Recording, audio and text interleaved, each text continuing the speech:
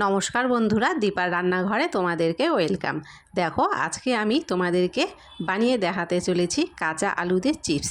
তো এই কাঁচা আলুদের চিপস কিভাবে বানালাম প্রথম থেকে শেষ পর্যন্ত ভিডিওটা তোমরা দেখতে থাকো। আর কাঁচা আলুর চিপসটা আজকে বানানোর জন্য প্রথমেই আমি এখানে দুটো আলু, বড় সাইজের দুটো আলু, তার খোসা ছাড়িয়ে আলুগুলোকে কেটে নিয়েছি আর জলের মধ্যে দিয়ে দিয়েছি আলুগুলোকে ধুয়ে নেওয়ার জন্য। এবারে দেখো, জল থেকে ধুয়ে নিয়ে আলুগুলো আমি একটা পাত্রে আলাদা করে উঠিয়ে নিচ্ছি। আর আজকের এই কাঁচা আলুর চিপস বানানোর জন্য কিন্তু আলুটাকে কোনো রকমভাবেই আমি সেদ্ধ করব না, একদম সোজা কাঁচা আলুটাই চিপস করে দেখাবো। তারপরে দেখো, এখানে একটা শুকনো কাপড় আমি বিছিয়ে দিয়েছি আর কাপড়ের মধ্যে আগে থেকেই ধুয়ে তুলে রাখা আলুগুলো এখানে দিয়ে দিচ্ছি। এইভাবে দিয়ে দেওয়ার পরে এই আলুগুলোকে আমি 5 মিনিট মতো এই রকমই রেখে দেব।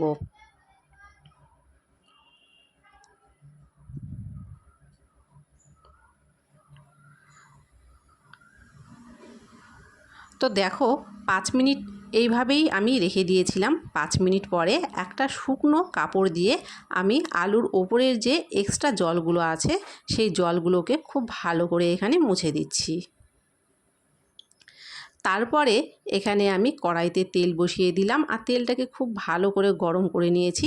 তারপরে এখানে আলুর চিপসগুলো এখন আমি ভেজে নেব। তো অল্প অল্প করে দিয়ে আলুর চিপসগুলো আমি ভেজে দেব।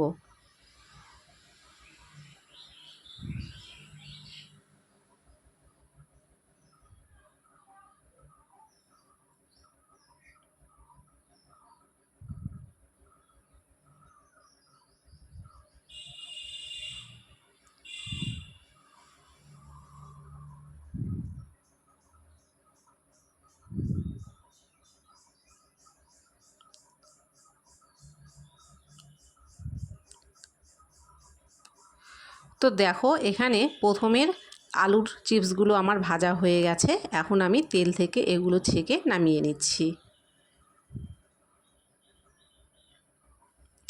এরকমভাবে আমি পরের কেটে রাখা আলুগুলোও ভেজে নেব।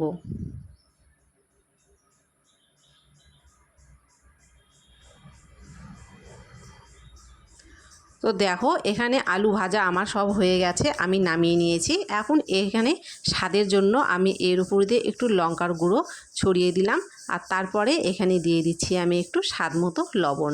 তারপরে হাতের সাহায্যে খুব ভালো করে সবগুলো আলুর সাথে আমি লবণ আর লঙ্কার গুঁড়োটা মিশিয়ে দিচ্ছি।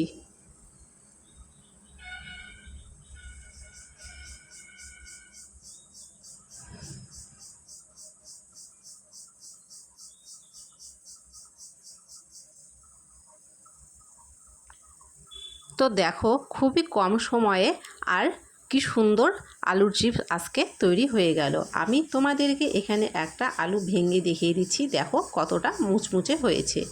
তো কেমন লাগলো আলুর চিপসের রেসিপি কমেন্টে অবশ্যই জানিও। ভালো লাগলে অবশ্যই লাইক করে দিও, ভিডিওটাকে অনেক শেয়ার করে দিও। ধন্যবাদ তোমাদেরকে।